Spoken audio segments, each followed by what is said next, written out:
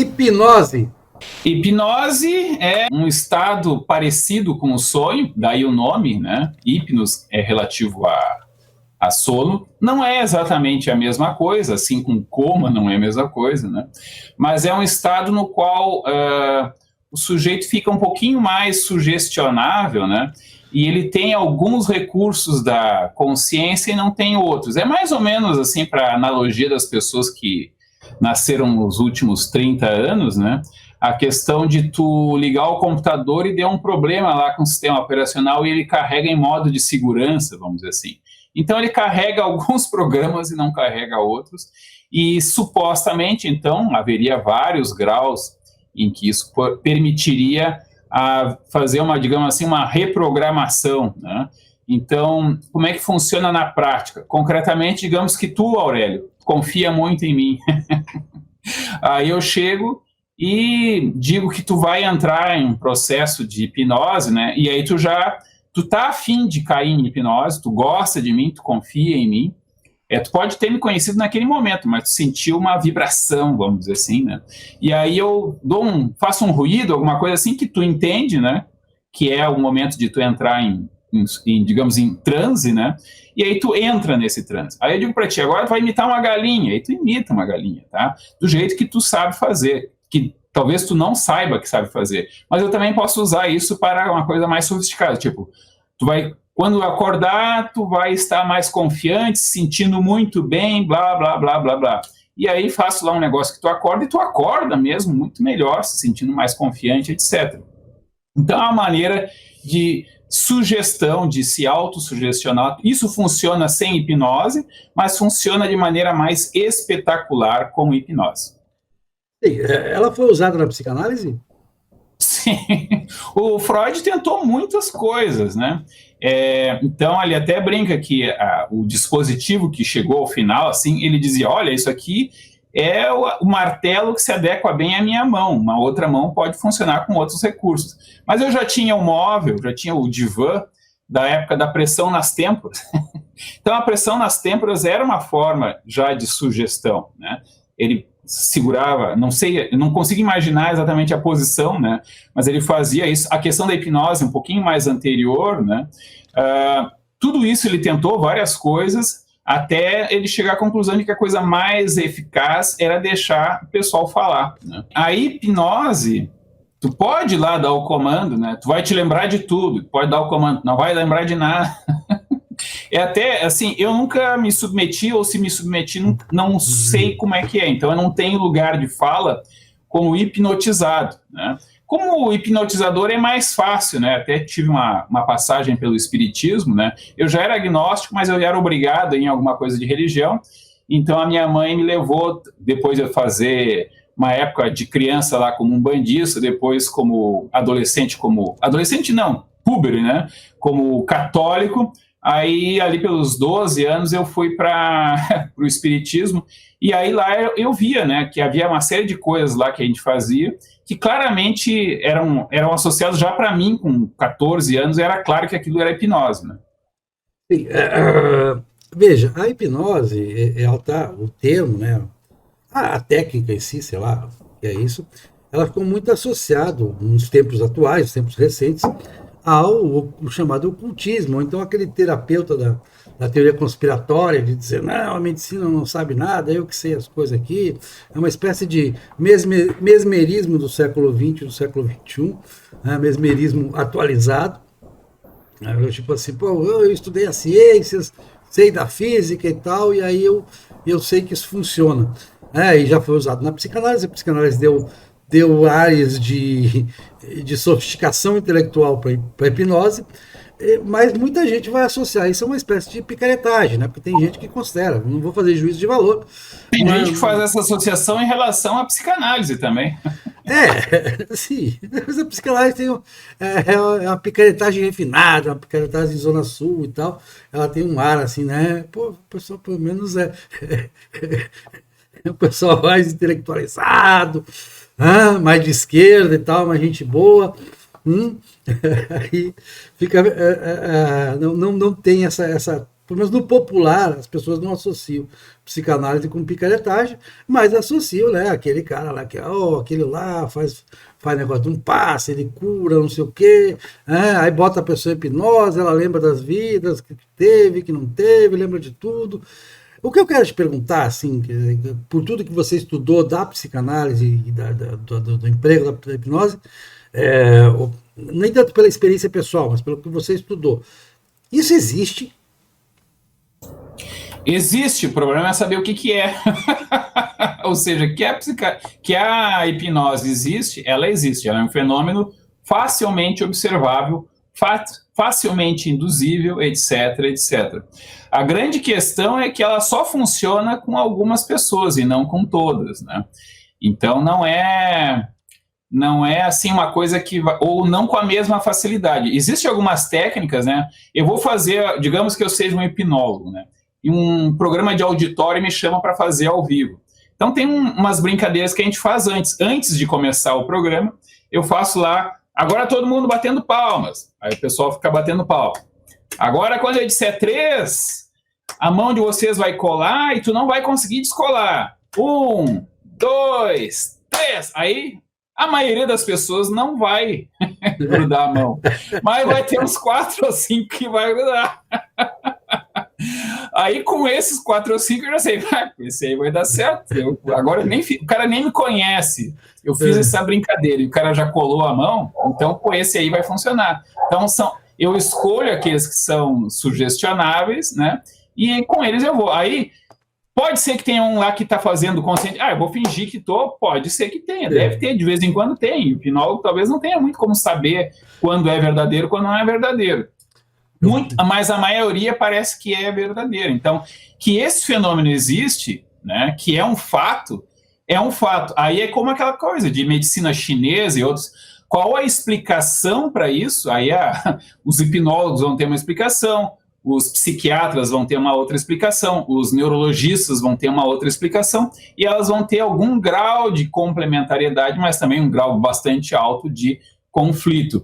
O fato é que as pessoas realmente relatam benefícios, né? Pessoas que, sei lá, brigaram com o hipnólogo não vão dizer que, eu sempre fingi, não, eles vão dizer que era verdade, né? Então, parece que há esse estado. Quais são os detalhes disso? Aí as explicações vão depender de qual a tua perspectiva epistemológica para descrever o fenômeno, para estudar e para descrever o fenômeno. Bom, então isso significaria, deixa eu fazer um pouco o papel de advogado do diabo, significaria que existe um estado de consciência que não é o estado de consciência normal. Mas isso é a coisa mais óbvia do mundo, né? Para mim nunca foi. Todo mundo sonha. Bom, então tem a consciência e tem o sonho. Já temos mais de um estado de consciência que não são exatamente igual. E aí a hipnose, né, ela trabalharia com um caso intermediário, que aí tem, se tu for pegar lá a interpretação dos sonhos do Freud, ele mesmo vai falar, olha, tem a consciência desperta, tem aquela consciência já meio no crepúsculo, quando está meio que entrando no sono, ou quando tu acordou, mas ainda não acordou totalmente, né? Todo mundo tem essa experiência. Te telefonam, aí tu atende o telefone, tu responde meio confuso, aí tu diz uma coisa estranha, a pessoa reclama, diz, não, desculpe, que eu não estava bem acordado ainda. O programa não carrega todo sempre, né? Não é sempre igual que carrega o programa. Por isso, a minha metáfora, né? Imagina que o teu Windows, né, deu um problema lá e ele diz, carregar em modo de segurança, carregar não sei o quê, né? Não carregou todos os sistemas. Digamos que a consciência seria uma configuração específica que é melhor para resolver alguns problemas. Mas há estados intermediários, inclusive quando está desperto. Tu pode estar andando de carro, aí tu está recém aprendendo a andar de carro, tu cuida do espelho, cuida a direção, cuida a alavanca aqui de fazer as marchas, cuida o pé direito no acelerador, o pé esquerdo no freio e na embreagem. Aí tu começa a se acostumar, no primeiro dia que tu pega um carro, tu tá mais atento a esses detalhes. Ficou uma coisa mais ou menos tranquila, mais ou menos estável, tu esquece isso, né? A tua consciência se foca em outras coisas. Ou até tu pode começar a pensar na morte da bezerra, como se diz, né? Então, os graus de consciência, eles são muito dinâmicos. Talvez haja toda uma possibilidade fenomenológica de explicar os diversos estados de consciência, as diversas variações que o estar consciente não é uma definição rígida ou única, ela envolve várias possibilidades bastante diferentes. Então, uma pessoa que não tem nenhum problema psiquiátrico grave, sofre uma dor muito grande ou privação de sono, ela vai eventualmente ter fenômenos associados, por exemplo, à psicose, ela poderá ter delírios, eles vão me matar, eu estou preso aqui, deve estar um problema, eles vão me matar, por isso que estão demorando, não estão decidindo por isso, por aquilo, por aquele outro. Ou então começa até a ouvir voz, começa a ouvir esse barulho aqui, não sei o quê. Isso acontece com uma pessoa normal, ou seja, a consciência dita normal é uma coisa bastante flexível, a gente tende a ter uma ideia bastante simplificada do que ela é. Então a hipnose explora alguns elementos que nós não entendemos muito bem, a gente descreve bastante bem, né? Mas por que funciona, como é que funciona isso, a gente não tem ainda. Mas não te preocupa, pega lá um remédio, se tu quiser ficar assustado, lê a bula. Muitas vezes na bula vai dizer, especula-se que funciona. Então eles não sabem? É assim que funciona. É isso, sim. Sem dúvida, né? Não, a maior parte da farmacologia, você sabe que funciona porque você fez testes e estatisticamente funcionou. Qual o processo que acontece dentro da célula, em termos moleculares. De fato, a ciência não domina ainda os efeitos moleculares da biologia, né? Muito pouco se sabe sobre... Ultimamente a gente está, agora tem o ALPHA2, acho que esse é o nome, que é um programa que conseguiu prever, digamos, descrever com bastante precisão como uma certa molécula, uma proteína se dobraria, porque tem toda uma questão de que pega lá os nucleotídeos, aí vai e faz cópia em forma de RNA mensageiro, vai lá para os, para os ribossomos, os ribossomos vão fazer a cadeia de a proteína, né, que é uma cadeia de carbono comprida, e por que é como se tu fizesse um óculos, esse aqui até não é, mas ele tem aqui um aramezinho, né, tem esse formato, tarará, tarará, tarará, tarará, e a partir de, é como se o corpo humano fizesse todas as moléculas sempre com um arame, o arame aqui é proteína à base de carbono, e esse arame ele vai aqui, dobra desse jeito, faz essa voltinha, faz aqui, faz essa outra, tarará, tarará. Essa dobradura das proteínas, né, a gente está começando a chegar perto de alguma forma automatizada de prever como é que isso funciona, o que vai nos permitir editar proteínas. Isso já foi feito, por exemplo, na questão das vacinas de mRNA, para os spikes, não sei como é que diz isso, os espinhos sim. do coronavírus. Então, nós estamos nos aproximando, mas mesmo quando a gente sabe fazer, ainda assim tem aquele negócio que, essa parte aqui eu não sei, acho que é assim, especula-se que é dessa maneira. Não é uma especulação totalmente furada, ela tem um fundamento, mas pode estar errada, né? Às vezes tem 2, 3 ou 4 explicações alternativas que a gente não sabe qual delas está mais próximo e podem estar todas erradas. Bom, mas voltando para a hipnose, tentando concluir a questão da hipnose... Eu caio nos teus parênteses. Né? Não, eu sei, mas faz parte dos parênteses para a gente poder separar o que é uma coisa da outra também, né? Sim, você fez uma boa analogia, eu acho que a analogia é boa com a farmacologia. Tipo assim, funciona. Eu já vi, já presenciei, claro, assim, em termos culturais, né? Não tem nada a ver, tem um amigo, foi muito amigo de Mãe Estela, de Macota Valdina e tal, grandes expoentes do candomblé da Bahia. Já presenciei no candomblé o fenômeno, né, da pessoa entra em transe lá e tal, fazendo aquela dança, aquela coisa toda.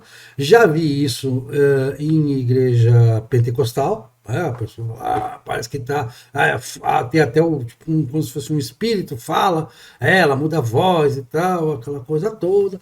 E já vi uma vez, pelo menos, numa missa da Renovação Carismática. Em missa eu nunca vi. Não, eu já vi missa da Renovação Carismática aqui em Salvador. Já vi, claro que existem reservas muito complicadas dentro do catolicismo a isso. Eu mesmo, como católico, eu preferia que... mas, claro, é uma questão hoje você tem que olhar para fora, né? Você diz, poxa, então... o padre lá faz, tá tudo bem, não tem problema. Tem problemas maiores, para a gente se preocupar com isso. Então, não tenho nada contra a renovação, né? Vou na missa da renovação, acho ótimo, e espero que aquilo funcione, inclusive. Acho muito legal que funcione. Não tenho nada, não gosto de fazer juízo de valor sobre as coisas. Agora, qual é a relação disso com hipnose? Isso seria. Eu dei o exemplo do candomblé, dei o exemplo da igreja pentecostal e dei o exemplo da renovação carismática. Isso teria alguma relação com hipnose e a pessoa realmente teria? Ou aquilo é, e aí vamos respeitar a crença da pessoa, aquilo é uma possessão sobrenatural? Bom, aí que está a questão das diversas formas diferentes, às vezes um pouco conflitantes, ou eventualmente complementares. Vamos pegar o exemplo mais básico, a consciência. O que é a consciência? Essa por si só já é uma pergunta complicada, a mais complicada possível, na verdade. Complicada. Eu não acho tão complicada. O quê? Eu não acho tão complicada. Você, inclusive, tem testes que medem isso, né? Mas então tu pode ganhar o prêmio Nobel, Aurélio. Se tu conseguir explicar a consciência... Não é explicar a consciência. Ó, muito boa agora, vem a calhar a analogia que foi feita com a farmacologia.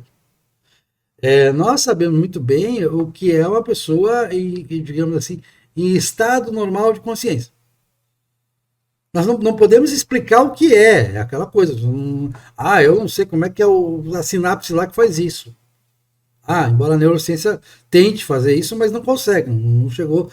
Sinapse tal, fazendo assim, esse caminho aqui, o cara está plenamente consciente. Agora, nós sabemos identificar na pessoa, quando estamos conversando com ela, que ela está prestando atenção no assunto, que ela está raciocinando corretamente, que ela está ali, que ela não está em outro lugar, que ela não está viajando, enfim.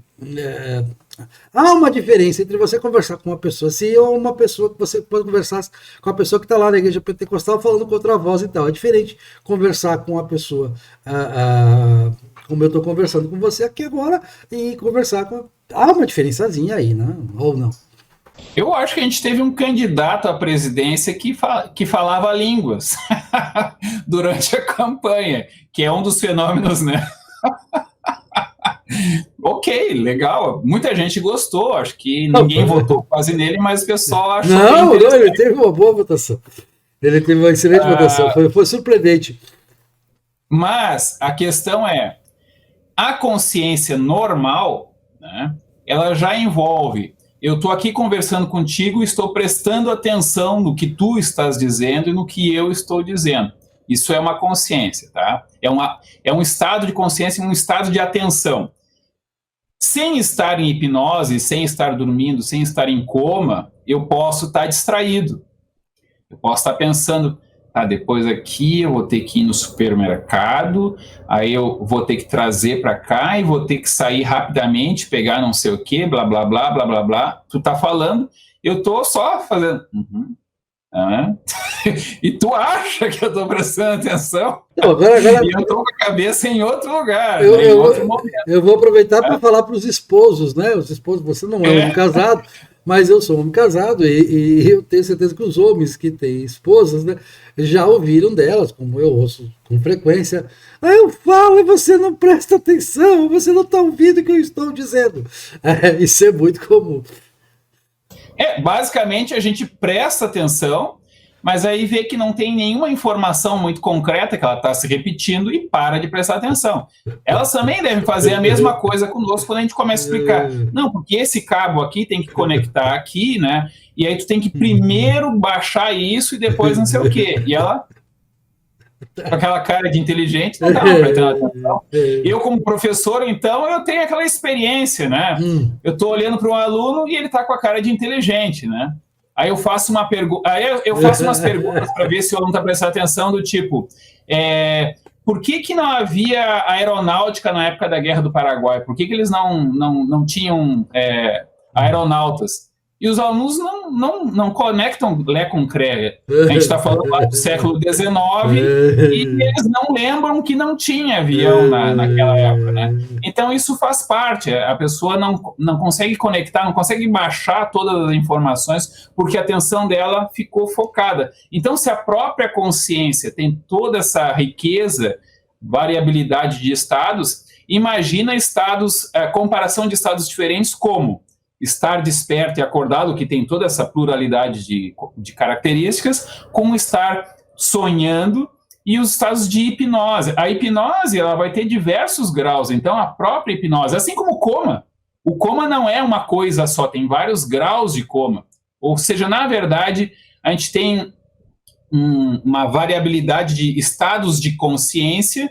Alguns a gente chama de consciência desperta, outros a gente chama de sono profundo, de sonho, de estados de transe, né? Então, é real o transe? Claro que o transe é real. O que a gente não sabe, o que a gente coloca dúvidas, uns vão dizer que é uma coisa, outros vão dizer que é outra coisa. Não, isso aqui é um espírito que baixou. Bom, aí já começam as questões. É possível, como é que a gente vai fazer a contraprova? Eu já vi psiquiatra, né, tentar mostrar, isso aqui não é verdade. Aí ele vai lá e passa a unha no pé da pessoa que está em transe, né, e a pessoa tem o reflexo de se contrair, né, que é muito forte.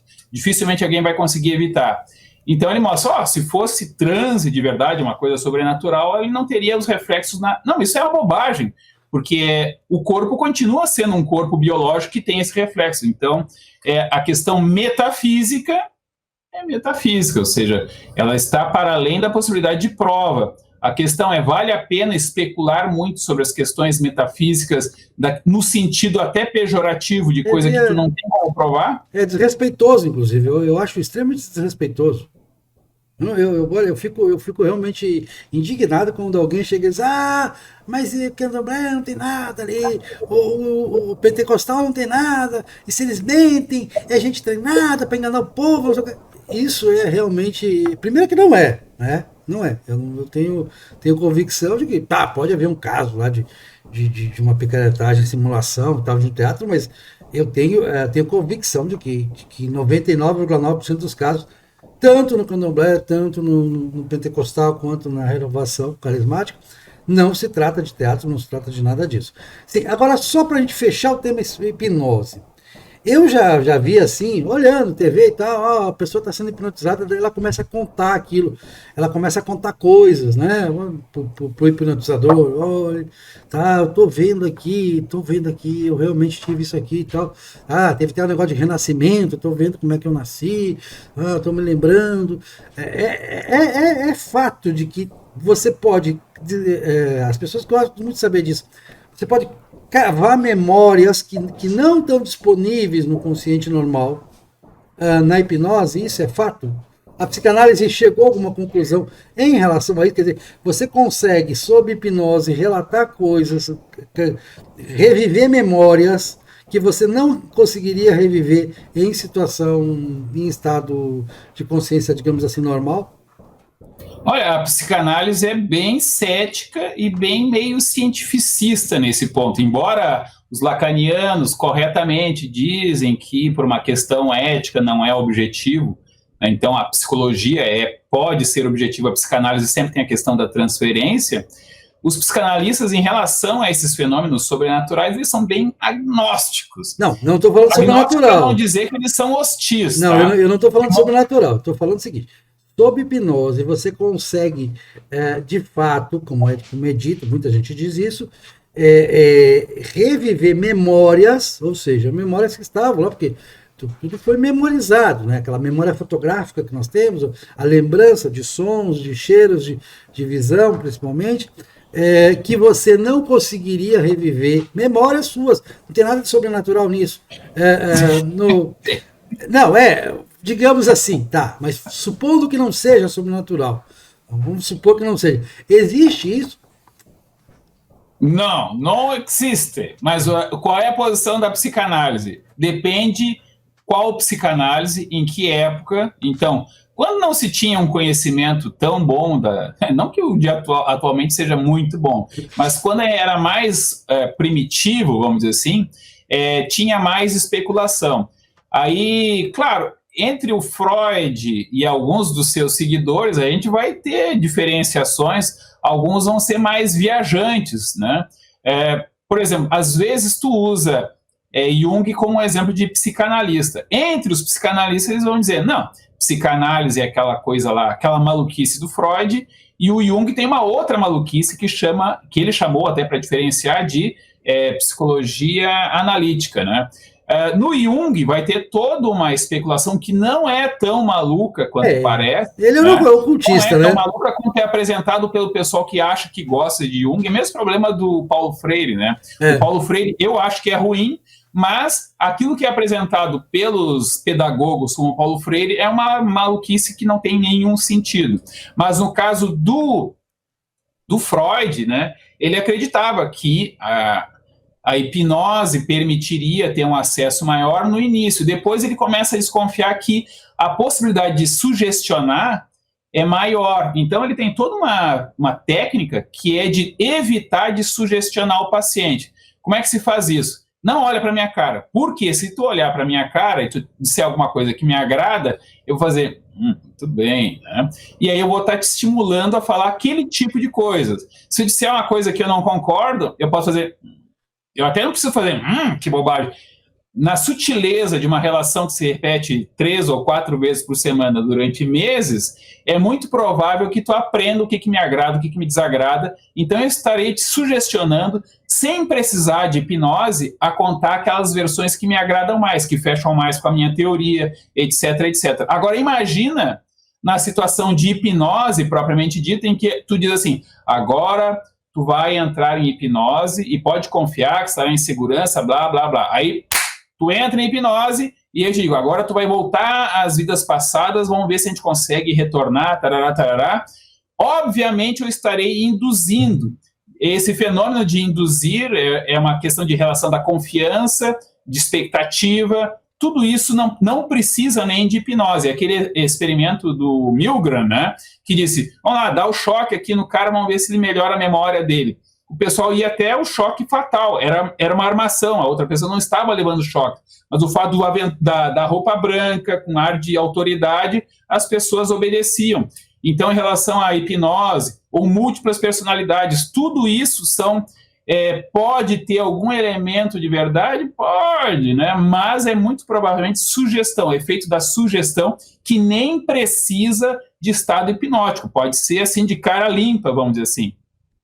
Bom, o meu pai é um dos espectadores nossos aqui, né? Meu pai está com 80, vai fazer 82 anos, é o meu nosso espectador aqui.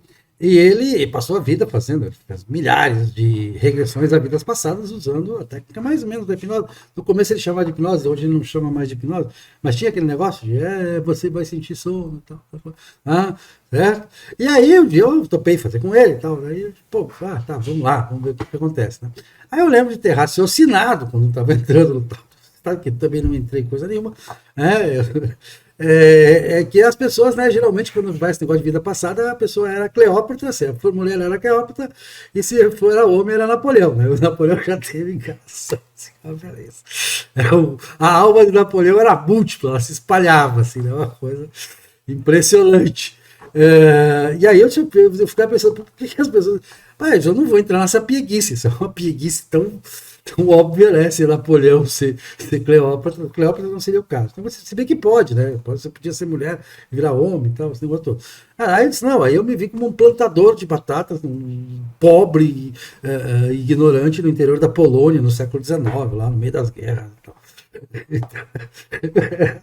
A minha memória foi essa, mas evidentemente que foi uma construção que eu fiz, porque eu sou ficcionista, sei muito bem como é que é a técnica de você construir isso, não é um estado da alma, é extremamente consciente.